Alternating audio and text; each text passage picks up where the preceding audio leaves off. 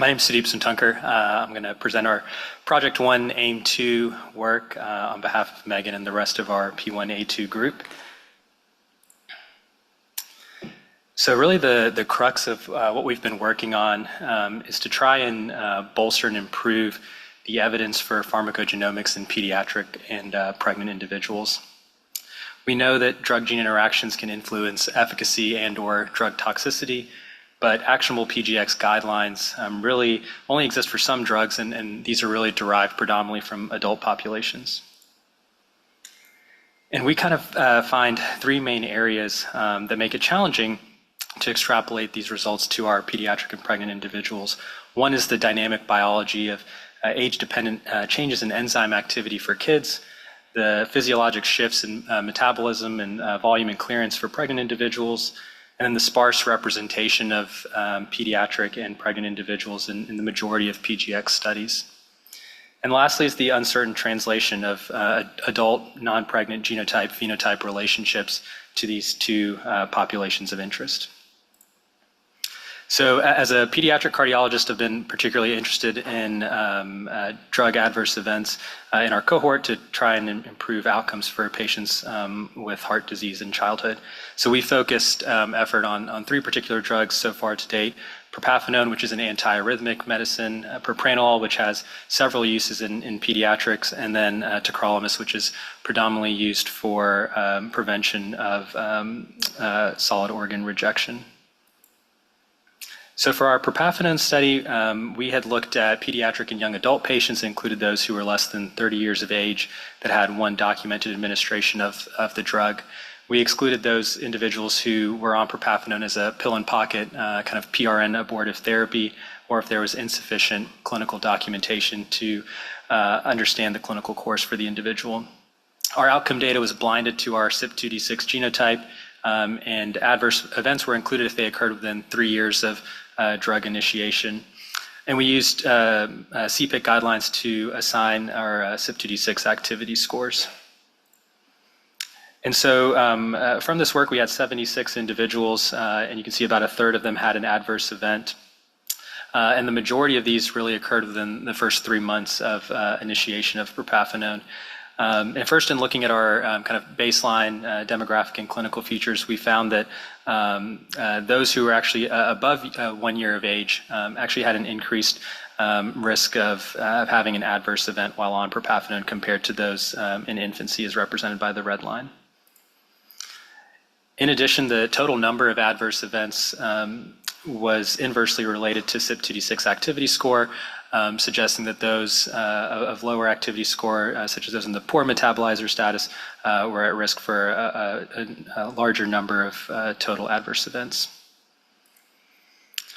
We then turned our attention to propranolol, which, as I mentioned, has several uses in pediatrics, including treatment of headaches, treatment of hemangiomas. It can be used as an antiarrhythmic medicine. It can be used to control heart rate in high metabolic demand states, such as pediatric burn patients, and then can also be used to help manage our preoperative hemodynamics in patients with congenital heart disease. In this study, we included those who were less than 18 years of age, and again, the exclusion criteria were similar to those presented in the previous slide. Again, our outcome data was blinded to our genotype status, and here we narrowed our adverse event kind of inclusion to 3 months of drug initiation. And then we're currently awaiting our genetic data to return to then assign our CYP2D6 activity scores. And so far, what we've learned from just a clinical standpoint is that about 15% of individuals had an adverse event within 90 days of drug initiation. Those with congenital heart disease and those patients who were, those patients with congenital heart disease had an increased hazard of having an adverse event within those first 90 days. And then those patients that were older, essentially every year a patient was older, had a 4% reduction in hazard of having an adverse event on propranolol. And as I mentioned, we're very interested to then see how our CYP2D6 activity score and metabolizer status will perform in multivariate models going forward. And then our recent study that we've gotten underway is to look at tacrolimus. Previous efforts from folks in our group, including Sarah Van Driest, who was at Vanderbilt previously, and Michelle, who's still part of our P1A2 team, have looked at tacrolimus in adult heart transplant patients and also tacrolimus in lung and kidney transplant patients to try to identify if CYP3A4 metabolizer status affects the dose required to be within therapeutic range when on tacrolimus. And so we're interested to kind of perform a similar study in pediatric heart transplant patients. And so we've included those individuals who were less than 21 years of age and who were undergoing their first heart transplant. We excluded those individuals who had a combined organ transplant, so individuals who had a heart lung or heart kidney or heart liver were excluded from this study if you received IV tacrolimus or if you passed away during the postoperative transplant admission. And so our hypothesis here was that higher CYP3A4 activity scores will associate with higher required doses to achieve the desired therapeutic range for these patients. We've identified 186 patients within BioView, which is our institutional biobank, and these patients are ones that have undergone their first heart transplant at Vanderbilt. We already have whole genome sequencing data on a little bit over 2/3 of the cohort, and we've reviewed charts for about 40% now for all of the clinical and demographic feature extraction. And we anticipate, based off of our current exclusion rate, that we'll end up with around 140 to 150 individuals in our final cohort. And as I mentioned, this is really still in the data collection phase, so more to come hopefully at the next meeting. And then lastly, to talk about ondansetron, which has benefit for both pediatric and pregnant individuals. We were curious to see if metabolizer status affected drug outcomes for these two populations.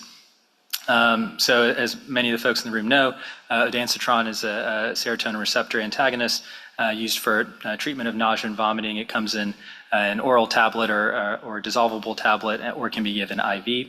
It's metabolized by several different CYP mechanisms, and we know that there can be variation in CYP2D6 that can then impact drug efficacy.